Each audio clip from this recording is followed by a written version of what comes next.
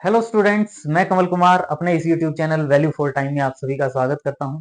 जैसा कि आप सभी जानते हैं कि जो हमारा लास्ट लेक्चर था उसमें हमने सीआर इक्वेशंस के बारे में डिस्कस किया था। Cauchy Riemann equation. उसमें हमने क्या कहा था कि अगर कोई फंक्शन एनालिटिक है तो वो सीआर इक्वेशंस को सेटिस्फाई करता है। और सीआर इक्वेशन में हमारे पास क्या था, curly you upon curly x is equal to curly v upon curly y and curly u upon curly y is equal to minus curly v upon curly x। u और v जैसे हम f of z is equal to u plus iota v कहते थे।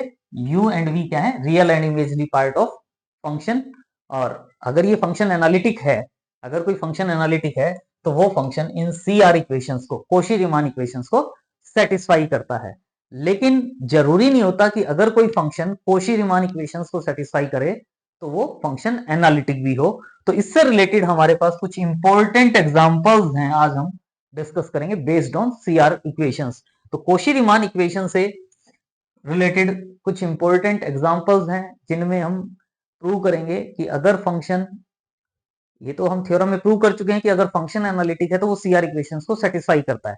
लेकिन कभी कभी ऐसा हो सकता है कि सीआर इक्वेशन सेटिस्फाइड हो जाए लेकिन फंक्शन एनालिटिक ना हो, तो नेसेसरी कंडीशंस बनती हैं, सफिशिएंट कंडीशन नहीं होती। तो इससे रिलेटेड हम कुछ एग्जांपल्स करेंगे जिनमें हम प्रूव करेंगे कि जो रिजल्ट है हमारा, जो हमने लास्ट लेक्चर में प्रूव किया था कि वो जो रिजल्ट है वो नेसेसरी रिजल्ट जरूर है लेकिन वो सफिशिएंट रिजल्ट नहीं है।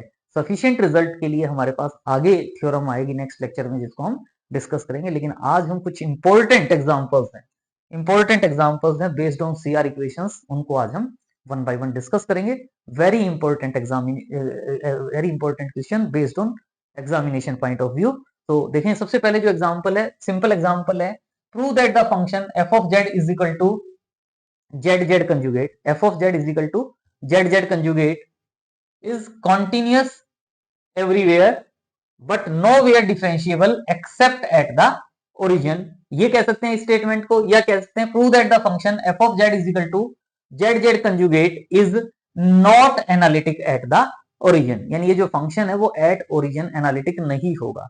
और हमें पता है कि अगर किसी भी पॉइंट पर फंक्शन को एनालिटिक कहते हैं तो हम ये कहते हैं कि उस पॉइंट की नेबरहुड में, मान लो हम जेड नोट पॉइंट पर फंक्शन को एनालिटिक कहना चाहते हैं तो हम कहते हैं there exist a neighbourhood of point z nought for which function is analytic. मतलब उस पॉइंट की नेबरहुड के सभी पॉइंट्स पर फंक्शन एनालिटिक होगा। तो यहां हम जीरो की जो नेबरहुड होगी उसमें प्रूव करेंगे कि फंक्शन एनालिटिक नहीं होगा। तो वेरी इजी रिजल्ट है, इंटरेस्टिंग रिजल्ट है, सिंपल रिजल्ट है।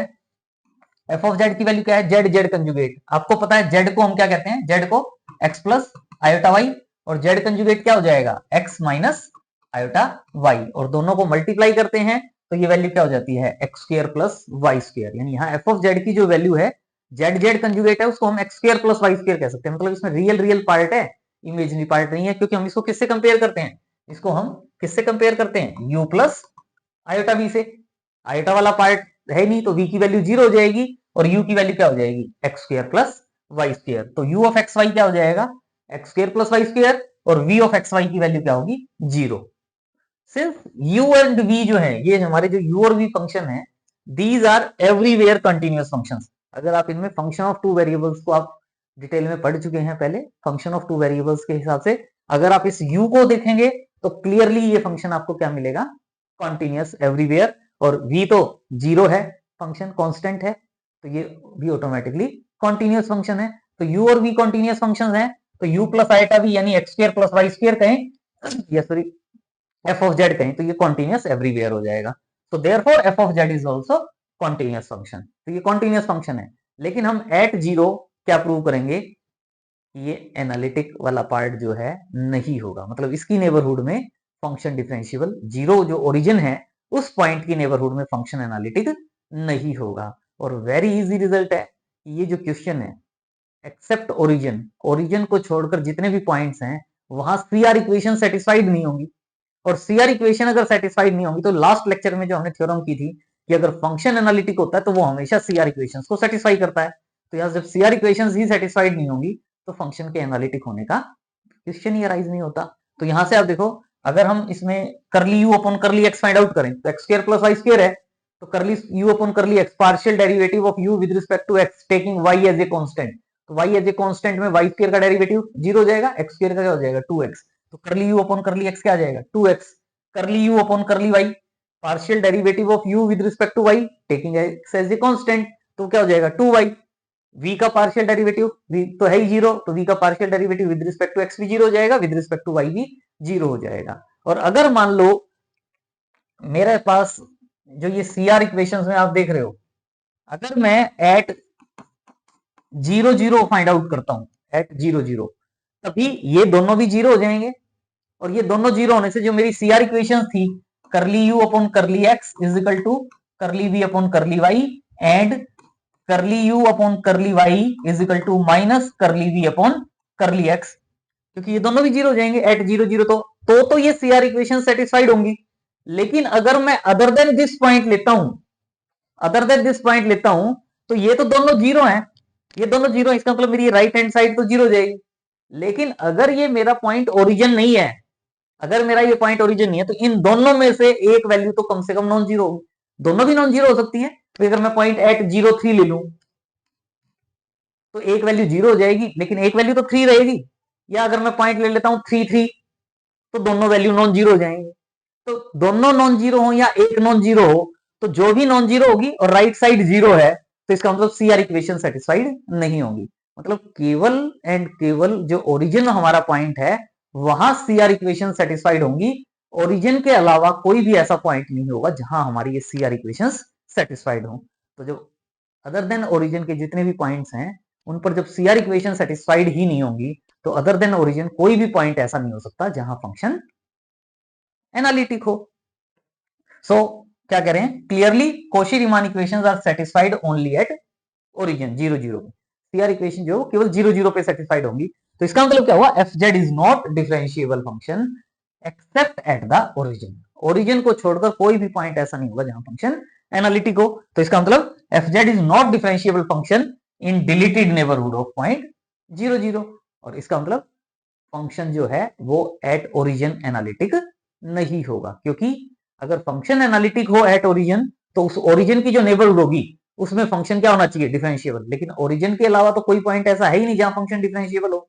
तो इसका मतलब क्या हुआ कि हमारा जो रिजल्ट है, function is not in analytic function, जो फंक्शन है वो एनालिटिक फंक्शन नहीं होगा, चाहे ये लिखते या ये लिखते function is not analytic at the origin. जैसा क्वेश्चन की स्टेटमेंट में लिखा होगा वैसे ही स्टेटमेंट लिख के हम क्वेश्चन को कंप्लीट कर सकते हैं। तो बिल्कुल इजी क्वेश्चन था ये। नेक्स्ट 2 क्वेश्चंस और हम कर रहे हैं, एग्जामिनेशन पॉइंट ऑफ व्यू से मोस्ट इंपॉर्टेंट एग्जांपल्स हैं, और हमारी जो नॉलेज को एनहांस भी करते हैं ये एग्जांपल्स। हम इनको सॉल्व करेंगे, देखने में लगेगा कि क्वेश्चन में क्या है स्टेटमेंट में, लेकिन जब उसका सॉल्यूशन देखेंगे तो वो सॉल्यूशन कुछ भी नहीं होगा, इजीली आप उसको सॉल्व कर सकते हैं। जैसे यहां कहा गया है, show that the function f of z is equal to square root of mod xy, f of z is equal to square root of mod xy, और z की जो वैल्यू है वो क्या है x plus iota y, is not analytic at the origin. यानी ये जो फंक्शन है, ये फंक्शन एट ओरिजिन एनालिटिक नहीं होगा। और साथ में ये कहा गया है, although CR equations are satisfied at that point, जो CR इक्वेशंस हैं वो एट ओरिजिन सेटिस्फाइड होंगी, लेकिन फंक्शन जो है वो एट ओरिजिन एनालिटिक नहीं होगा। इस वे में भी स्टेटमेंट आ सकती है, या ये भी स्टेटमेंट आ सकती है कि give an example to show that CR equations are necessary condition for the function to be analytic but not sufficient. Meaning वही हो गया, क्योंकि हम नेसेसरी तो प्रूव कर चुके हैं कि अगर फंक्शन एनालिटिक है तो वो CR इक्वेशंस को सेटिस्फाई करेगा। नेसेसरी कंडीशंस तो है, लेकिन हम क्या कह रहे हैं कि एक ऐसा एग्जांपल दें कि ये कंडीशन सफिशिएंट ना हो। तो इसमें क्या होगा कि CR इक्वेशंस तो सेटिस्फाइड होंगी, लेकिन फंक्शन डिफरेंशिएबल एनालिटिक नहीं होगा। सो f of z की वैल्यू क्या होती है, u प्लस आइटा भी लिखते हैं, u and v are function of x and y is equal to क्या है, square root of mod xy। Square root of mod xy जो ये आप पार्ट देख रहे हो, यहीं से क्लियर हो जाता है कि ये वैल्यू रियल वैल्यू है, और रियल वैल्यू है तो इसका मतलब इसका ये रियल पार्ट के इक्वल होगी। यानी u ऑफ xy की वैल्यू क्या होगी, square root of mod xy, और v ऑफ xy की वैल्यू क्या हो जाएगी, 0। सो f ऑफ 0 0, तो आप देख रहे हो x की वैल्यू और y की वैल्यू 0 पुट करोगे तो f ऑफ 0 0 0 आ जाएगा। As z tends to 0, z tends to zero के लिए हम क्या कहते हैं, x and y tends to zero. तो अब पार्शियल डेरिवेटिव फाइंड आउट करके देखें, curly you upon curly x, curly you upon curly x. यहां से देखने में नहीं लग रहा कि डायरेक्ट कैसे सॉल्व करें। तो जो करली यू अपॉन करली एक्स के लिए जो पार्शियल डिफरेंशिएशन का हमारा डेफिनेशन होती है, उसकी हेल्प से हम सॉल्व कर सकते हैं। क्या कहेंगे, limit x tends to zero. वैसे यहां से भी सॉल्व कर सकते हैं, लेकिन हम यहां से सॉल्व कर रहे हैं partial derivative with respect to x। x u में, u जो फंक्शन है वो टू वेरिएबल्स का होता है, x and y two variables का होता है, और हम इसमें इसका partial derivative with respect to x कहना चाहेंगे। एट ओरिजिन वाला पार्ट अगर हम लें तो partial derivative at x, partial derivative with respect to x find out करना चाहें तो इसका मतलब क्या होगा, y को एज ए कांस्टेंट रहेंगे, मतलब दोनों में टर्म में y सेम आएगा मेरे पास। तो limit x tends to zero क्या होता है, u of x zero minus u of zero zero. देखो y कोऑर्डिनेट सेम ले लिया, x कोऑर्डिनेट में चेंज है, तो इसका मतलब ये क्या होगा, partial derivative with respect to x होगा। और डिनोमिनेटर में क्या हो जाता है, जो x कोऑर्डिनेट का डिफरेंस है x माइनस जीरो यानी x हो जाता है। और यहां से अब limit x tends to zero, u x zero u zero zero, जब f ऑफ जीरो जीरो की वैल्यू जीरो है, f ऑफ जीरो जीरो की वैल्यू जीरो है, तो u जीरो जीरो की वैल्यू क्या हो जाएगी, जीरो। तो ये हट जाएगा, क्या रह जाएगा, limit x tends to zero u x zero upon x। लेकिन u x जीरो ये u x y है, u x zero find out करोगे तो क्या होगा, x को x रखोगे, y को जीरो पुट करोगे, तो y को जीरो पुट करोगे तो ये वैल्यू क्या आ जाएगी, जीरो। यानी ये वैल्यू क्या आ जाएगी, जीरो अपॉन x। और जीरो अपॉन x का मतलब क्या हो जाएगा, जीरो। यानी partial derivative of u with respect to x क्या आ जाएगा, जीरो। इसी वे में partial derivative of u with respect to y अगर फाइंड आउट करते, तो partial derivative of u with respect to y find out करते तो क्या लिखते, limit y tends to zero u of zero y minus u of zero zero upon y, ये लिखते हैं। और इसमें भी अगर सेम पैटर्न पे वैल्यू सॉल्व करोगे तो वैल्यू पुट करोगे तो ये वैल्यू भी क्या आएगी, जीरो। और जब तो v की वैल्यू तो जीरो है ही, तो partial derivative of v with respect to x और with respect to y find out करोगे तो जीरो ही आएगा। इसका मतलब क्या हुआ, ये जो सभी की सभी वैल्यूज हैं वो सेम है, तो इसका मतलब सी आर इक्वेशंस तो ऑटोमेटिकली सेटिस्फाई हो ही जाएगी, साथ में जीरो भी है। अगर केवल सेम होती, नॉन जीरो होती, तो वो curly you upon curly y equal to minus curly we upon curly x की वैल्यू सेटिस्फाइड नहीं होती। लेकिन अब सभी वैल्यूज जीरो हैं, तो इसका मतलब curly you upon curly x equal to curly we upon curly y है, और curly you upon curly y equal to minus curly we upon curly x है। इसका मतलब ये C R equation partial derivative exist करते हैं सारे के सारे, और ये सी आर इक्वेशंस भी सेटिस्फाइड होती हैं। At origin C R equations भी सेटिस्फाइड है, लेकिन हम प्रूव करेंगे कि फंक्शन डिफरेंशिएबल नहीं होगा। और डिफरेंशिएबल नहीं होगा इसका मतलब वो एनालिटिक वाला पार्ट भी नहीं होगा। सो एफ डैश जीरो अगर आप सॉल्व करते हो, f dash zero, f dash zero क्या होता है, limit Z tends to zero F of z minus f of zero upon z minus zero. Limit Z tends to zero F of z minus f of zero upon z minus zero. ये zero का मतलब ये single zero मत समझना, zero का मतलब जैसे यहाँ जेड लिखा है ना, वैसे यहाँ जीरो लिख दिया। इस जीरो का मतलब क्या है, जीरो प्लस आइटा जीरो जैसे होता है, क्योंकि जीरो प्लस आइटा जीरो भी जीरो ही होता है ना, जीरो प्लस आइटा जीरो, या F of zero comma zero अगर फंक्शन ऑफ टू वेरिएबल्स की फॉर्म में लिखते तो ये जीरो प्लस आइटा जीरो है। वैसे भी एफ ऑफ जीरो जीरो की वैल्यू जीरो है, तो ये वैल्यू क्या हो जाएगी, limit Z tends to zero F of z upon z. F of Z की वैल्यू क्या है, mod of x y raise to the power one by two upon x plus iota y, z की value. और ये मेरे पास z tends to zero का हो, या जब एक्स और वाई में कन्वर्ट कर दिया तो एक्स और वाई टेंड्स टू जीरो। अगर फंक्शन डिफरेंशिएबल होगा, अगर फंक्शन डिफरेंशिएबल होगा तो इस लिमिट की वैल्यू हम किसी भी पाथ के अलोंग फाइंड आउट करें, लिमिट की वैल्यू सेम आनी चाहिए in any manner along any path. अगर हम इस लिमिट की वैल्यू फाइंड आउट करते हैं, अगर सेम आती है तो फंक्शन डिफरेंशिएबल होगा, लेकिन अगर डिफरेंट पाथ्स के लिए वैल्यू डिफरेंट आ जाती है तो फंक्शन डिफरेंशिएबल नहीं होगा। तो इसके लिए हम जो पाथ यूज कर रहे हैं, z tends to zero along the path y is equal to M x. Y is equal to M x का मतलब जहां जहां वाई है वहां एम एक्स पुट कर दें, क्या होगा, limit f dash zero is equal to limit x tends to zero, y के प्लेस पर एम एक्स लिख दोगे, x into m x whole raise to the power one by two upon x plus iota m x. यहां से x और x x square हो जाएगा, और उसका स्क्वायर रूट लेंगे तो वो x हो जाएगा, और डिनोमिनेटर भी मेरे पास x है, तो x से x कैंसिल हो जाएगा। ये जो पार्ट है क्या हो जाएगा, square root of mod m upon one plus iota m। और ये वैल्यू जो है किस पर डिपेंड करती है, m पर। m की डिफरेंट वैल्यूज के लिए ये वाली वैल्यू डिफरेंट आएगी, और m की डिफरेंट वैल्यूज के लिए ये वैल्यू डिफरेंट आएगी। इसका मतलब फंक्शन डिफरेंशिएबल नहीं होगा। कोई कहे कि जी ये अगर y is equal to M x लिख दिया तो ऐसे सॉल्व कर लो, या तो आप एक बार y is equal to x put कर देते, एक बार आप y is equal to 2x put कर देते, y is equal to 3x put कर देते। डिफरेंट वैल्यूज के लिए वैल्यू डिफरेंट आ जाती है। चाहे आप डायरेक्ट इसमें ऐसे भी कर सकते हो y is equal to M X put करके, this value depends on m पर डिपेंड करती है, इसका मतलब फंक्शन डिफरेंशिएबल नहीं होगा। This limit is not unique, क्यों? क्योंकि ये वैल्यू m पर डिपेंड करती है, और m पर डिपेंड करती है तो इसका मतलब f dash zero does not exist, और f dash zero does not exist तो इसका मतलब फंक्शन एनालिटिक नहीं होगा, और CR इक्वेशंस सेटिस्फाइड होती हैं लेकिन फिर भी फंक्शन एनालिटिक नहीं है। सेम वे में नेक्स्ट एग्जांपल है हमारे पास, मोस्ट इंपॉर्टेंट एग्जांपल, बिल्कुल इजी एग्जांपल है, बस थोड़ा सा इसमें हमें कॉन्सेप्ट पता होना चाहिए कि इसको हम कैसे सॉल्व कर रहे हैं।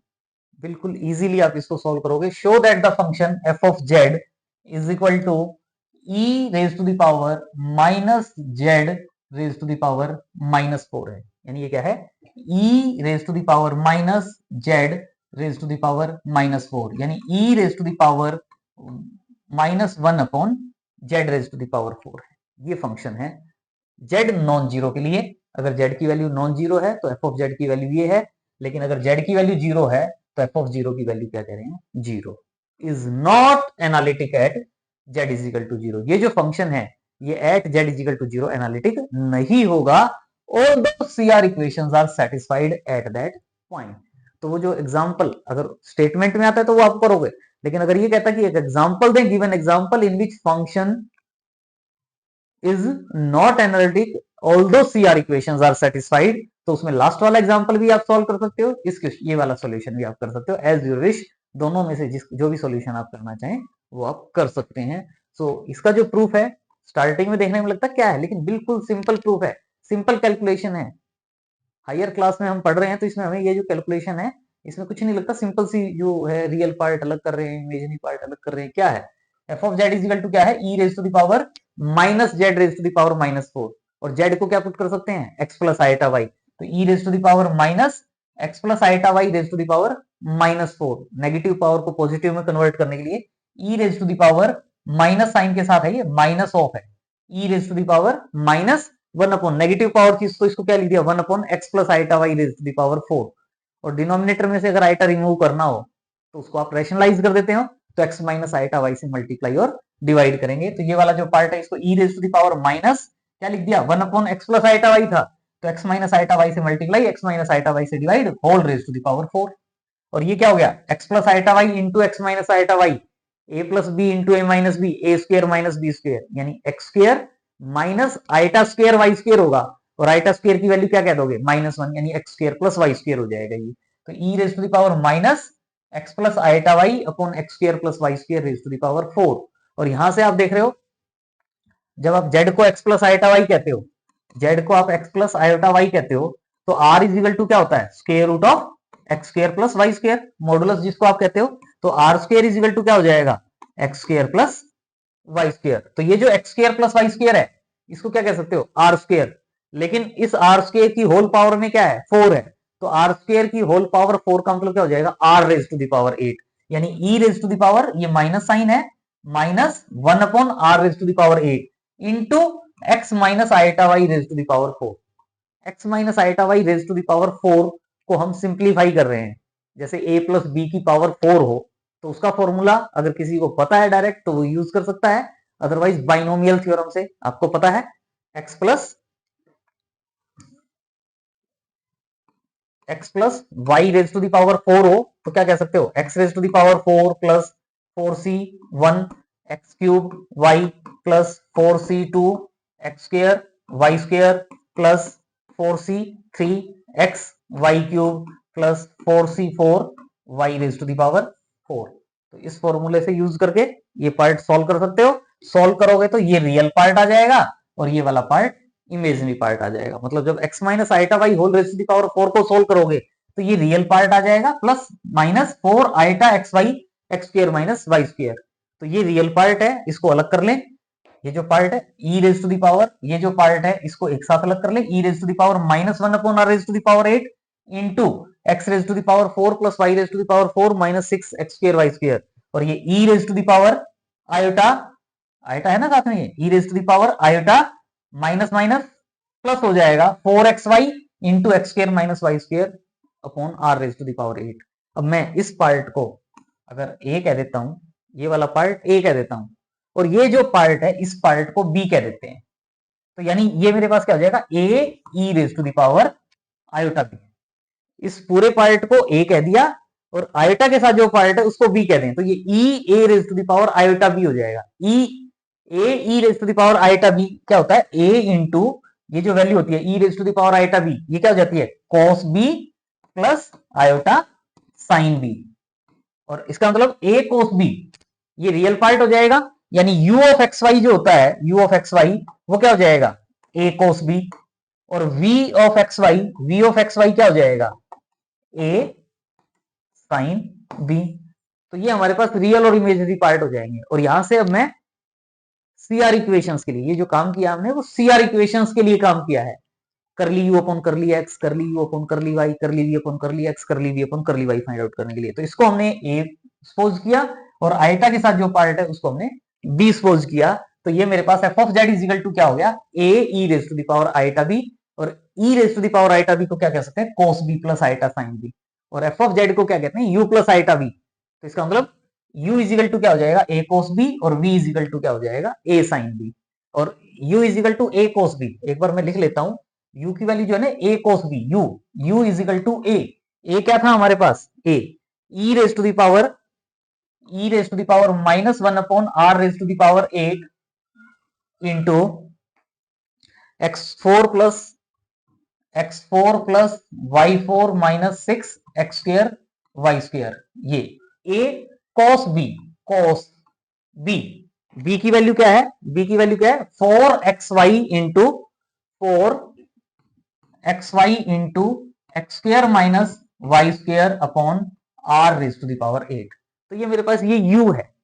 अब मुझे क्या फाइंड आउट करना है, करली you upon curly x, curly you upon curly x at origin, ये जो पार्ट होता है ना जो हम करली यू अपॉन करली एक्स लिख रहे हैं, इसका मतलब ये मैं एट ओरिजिन 0 0 फाइंड आउट कर रहा हूं, और एट 0 0 मैं ये शो करना चाहता हूं कि जो सीआर इक्वेशंस हैं वो सेटिस्फाइड होंगी, और फिर प्रूव करेंगे कि एट 0 फंक्शन डिफरेंशिएबल नहीं होगा, मतलब एनालिटिक नहीं होगा। तो एट 0 0 कह रहे हैं, तो क्या होता है at 0 0 partial derivative of u with respect to x, with respect to x मतलब taking y as a constant. तो क्या होता है limit x tends to 0, x में चेंज आएगा, u of x 0 minus u of 0 0 upon x होगा, और u of 0 0 f0 हमारे पास क्या गिवन था 0, तो u ऑफ 0 0 क्या हो जाएगा 0, तो ये तो 0 हो ही गया। क्या रहेगा limit x tends to 0, u of x 0 upon x, u of x 0, u of x 0 का मतलब क्या होगा कि जो ये u की वैल्यू है इसमें x को x रहने देंगे, y को 0 पुट कर देंगे। तो इसमें अगर आप y को 0 पुट करते हो तो देखो जब आप इसमें y को 0 पुट करोगे तो y को 0 पुट करोगे तो ये वाला पार्ट तो 0 हो जाएगा, ये वाला पार्ट 0 हो जाएगा। यहां से जो r raise to the power 8 है, r raise to the power 8, r की वैल्यू क्या थी square root of x square plus y square, और उसमें y वाला पार्ट 0 हो जाएगा, तो ये जो r स्क्वायर है ये किसमें कन्वर्ट हो जाएगा x raise to the power 8 में, यानी ये क्या आ जाएगा e raise to the power minus क्या बच जाएगा x raise to the power 4 upon x raise to the power 8। और साथ में जब ये पार्ट आप देख रहे हो x को x रहने देंगे, y को 0 पुट करोगे, तो y को 0 पुट करोगे तो ये वाला पार्ट 0 हो जाएगा, 0 का मतलब cos 0, और cos 0 की वैल्यू क्या होती है 1, यानी दिस इंटू 1, यानी क्या आ जाएगा e raise to the power minus x raise to the power 4 upon x raise to the power 8 upon x। तो x raise to the power 4 upon x raise to the power 8 है, ये क्या रह जाएगा e raise to the power minus 1 upon x raise to the power 4, और negative power को positive में convert करना हो तो इसको डिनोमिनेटर में ले जाएं, यानी क्या हो जाएगा 1 upon x into e raise to the power 1 upon x raise to the power 4, और e raise to the power x का एक्सपेंशन हमें पता है, e raise to the power x का एक्सपेंशन क्या होता है, e raise to the power x का expansion 1 plus x square upon factorial 2 plus so on up to infinity. तो x के प्लेस पर क्या है 1 upon x raise to the power 4, तो 1 plus 1 upon x raise to the power 4 plus x square का मतलब 1 upon x की power 4 का होल स्क्वायर, यानी 1 upon x raise to the power 8 into factorial 2 denominator में एंड सो ऑन, और ये x multiply में है तो x से इसको मल्टीप्लाई करेंगे तो क्या हो जाएगा 1 अपॉन x, ये x4 था तो x क्यूब रह जाएगा, अगले वाले में 1 upon x raise to the power 7, 1 upon factorial 2 के साथ एंड सो ऑन। लेकिन आप देखें x टेंड्स टू जीरो है, x टेंड्स टू जीरो, तो ये तो जीरो हो जाएगा। 1 अपॉन जीरो इन्फिनिटी, यानी डिनोमिनेटर में क्या आ जाएगा, infinity. 1 upon infinity, 1 upon infinity किसका काम करेगा, जीरो का, यानी करली you upon curly x, curly you upon curly x की वैल्यू क्या आ जाएगी, जीरो। सिमिलरली जैसे ये सॉल्व किया है वैसे ही करली यू अपॉन करली वाई, करली बी अपॉन करली एक्स, करली B upon curly Y solve करेंगे तो सबकी वैल्यू जीरो। सिमिलरली हम क्या प्रूव कर सकते हैं कि curly you upon curly y partial derivative with respect to y, with respect to y partial derivative है, तो इसका मतलब क्या हुआ, एक्स एज ए कांस्टेंट, और एट ओरिजिन हम फाइंड आउट करते हैं एट 0 0, तो जो एक्स कोऑर्डिनेट होगा उसमें चेंज नहीं होगा, वाई कोऑर्डिनेट में चेंज होगा, limit y tends to zero, u of zero y minus u of zero zero upon y. Same pattern पे जैसे लास्ट स्लाइड में हमने सिंप्लीफाई किया था वैसे सिंप्लीफाई करेंगे, तो curly you upon curly Y zero आ जाएगा, और similarly we can find curly we upon curly x is equal to zero and curly we upon curly Y is equal to zero. और इसका मतलब क्या हुआ कि curly you upon curly x is equal to curly we upon curly Y and curly you upon curly Y is equal to minus curly we upon curly X. सभी values zero हैं तो इसका मतलब सी आर इक्वेशन सेटिस्फाइड हो जाएंगी। तो इसमें हमने यही प्रूव करना था कि सी आर इक्वेशन तो सेटिस्फाइड होंगी लेकिन फंक्शन जो है वो एनालिटिक नहीं होगा। तो इसका मतलब क्या हुआ, हम एट जीरो फंक्शन को ये शो करना चाहते हैं कि वो डिफरेंशिएबल नहीं होगा, F dash zero does not exist. लेकिन यहां हमारे पास एक बड़ा प्यारा रिजल्ट निकल के आता है कि ये जो फंक्शन है ये फंक्शन एट जीरो कॉन्टिन्यूस भी नहीं है ओरिजिन पे, ओरिजिन जो पॉइंट है जीरो जीरो पॉइंट, यहाँ फंक्शन ये कॉन्टिन्यूस भी नहीं है। तो इसका मतलब क्या हुआ कि ये रिजल्ट हम यहाँ इसमें, हमें पता है कि अगर हम ये प्रूव कर देते हैं कि फंक्शन कॉन्टिन्यूस नहीं है तो इसका मतलब वो डिफरेंशिएबल भी नहीं होगा, because we know that every differentiable function is continuous. तो इसका मतलब यहाँ हमारे पास ये जो रिजल्ट है बेस्ट रिजल्ट बन जाएगा कि सीआर इक्वेशन सेटिस्फाइड होती है एट ओरिजिन लेकिन फंक्शन कॉन्टिन्यूस भी नहीं है। एनालिटिक वाली बात तो दूर की बात है, फंक्शन कॉन्टिन्यूस भी नहीं है, तो बड़ा ही प्यारा रिजल्ट बन के आता है हमारे पास। तो हमने प्रूव करना था कि function is not analytic at origin, लेकिन हम यहाँ continuity at zero zero, origin जो पॉइंट है वहां कंटिन्यूटी चेक कर लेते हैं। तो limit Z tends to zero F of Z is equal to क्या हो जाएगा, limit Z tends to zero e raise to the power F of Z की वैल्यू क्या थी, e raise to the power minus Z raise to the power minus 4।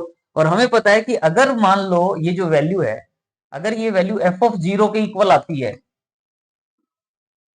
तो function analytic हो जाएगा।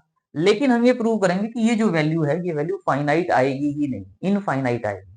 और हमें पता है कि अगर मान लो ये फंक्शन कॉन्टिन्यूस होता तो ये जो लिमिट की वैल्यू है हम इन एनी मैनर किसी भी पाथ के अलोंग लिमिट की वैल्यू फाइंड आउट करें तो लिमिट की वैल्यू सेम आनी चाहिए, तो फंक्शन के लिए लिमिट एग्जिस्ट करती या कॉन्टिन्यूस फंक्शन होता, वो वाली बात हम करते।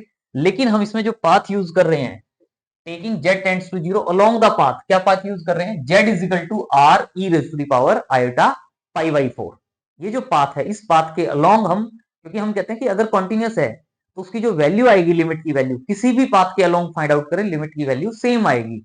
लेकिन अगर हम ये पाथ चूज करते हैं तो हम देखेंगे कि लिमिट की वैल्यू फाइनाइट नहीं आएगी, इनफाइनाइट आ जाएगी। तो इसका मतलब फंक्शन एट ओरिजिन कॉन्टिन्यूस नहीं होगा। तो so that R tends to zero at Z tends to zero वाला पार्ट हो जाएगा। तो limit Z tends to zero F of Z क्या था हमारे पास, limit Z tends to zero e raise to the power minus Z raise to the power minus 4।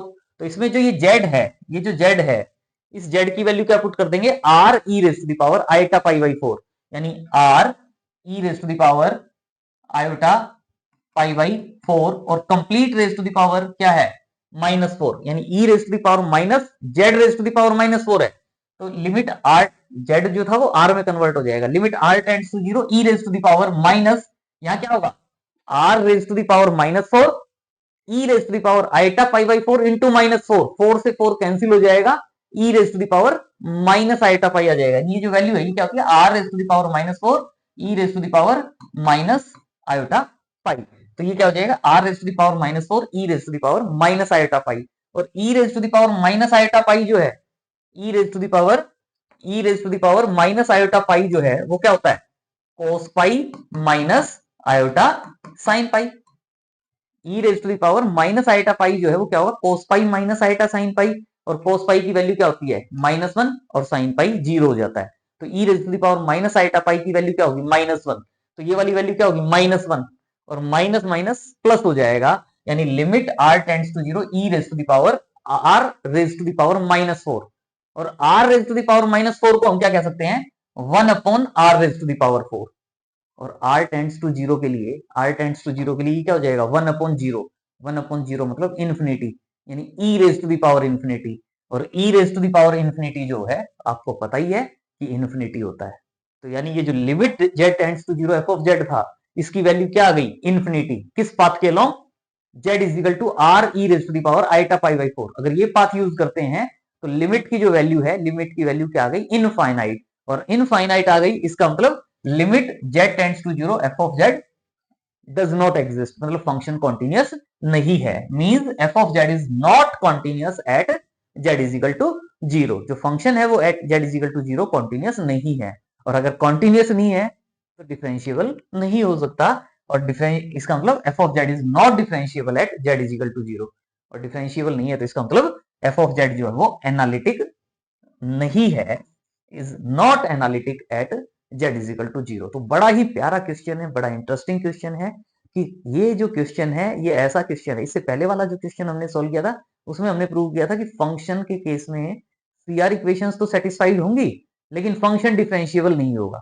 लेकिन इस एग्जांपल में हमने क्या प्रूव किया है, सीआर इक्वेशंस तो सेटिस्फाइड होंगी लेकिन प्रूव तो किया कि डिफरेंशिएबल नहीं है, एनालिटिक नहीं है, लेकिन साथ में हमने इसमें बड़ा प्यारा रिजल्ट भी प्रूव कर दिया कि फंक्शन जो है उस पॉइंट पर जहां सीआर इक्वेशन सेटिस्फाइड हो रही हैं वहां फंक्शन कॉन्टिन्यूअस भी नहीं है। तो इसका मतलब क्या हुआ कि कॉन्टिन्यूअस सीआर इक्वेशन सेटिस्फाइड होने से कि फंक्शन कॉन्टिन्यूअस होगा या डिफरेंशिएबल होगा वो जरूरी नहीं है। लेकिन हमने जो लास्ट लेक्चर में जो काम किया था कि necessary condition for function F of Z to be analytic के लिए, अगर फंक्शन एनालिटिक है तो सीआर इक्वेशन सेटिस्फाइड होती है। इसका मतलब क्या हुआ कि अगर सीआर इक्वेशन सेटिस्फाइड होती है तो जरूरी नहीं होता कि फंक्शन एनालिटिक हो, जरूरी नहीं होता कि फंक्शन कॉन्टिन्यूअस हो। तो उसके लिए हमने नेसेसरी कंडीशन की थी, necessary conditions for function F of Z to be analytic. Next जो लेक्चर है उसमें हम सफिशिएंट कंडीशंस के बारे में डिस्कस करेंगे, लेकिन आज हम इतना ही काम करते हैं। So thanks for watching. अगर चैनल सब्सक्राइब नहीं किया तो प्लीज सबसे पहले चैनल को सब्सक्राइब करें, वीडियो को लाइक करें, और अगर अपने फ्रेंड सर्कल में भी वीडियो को शेयर करें, उन्हें भी मोटिवेट करें कि वो भी चैनल को सब्सक्राइब करें, और कमेंट बॉक्स में कमेंट करके बताएं कि आपको आज का लेक्चर कैसा लगा। Thanks for watching, see you in next video.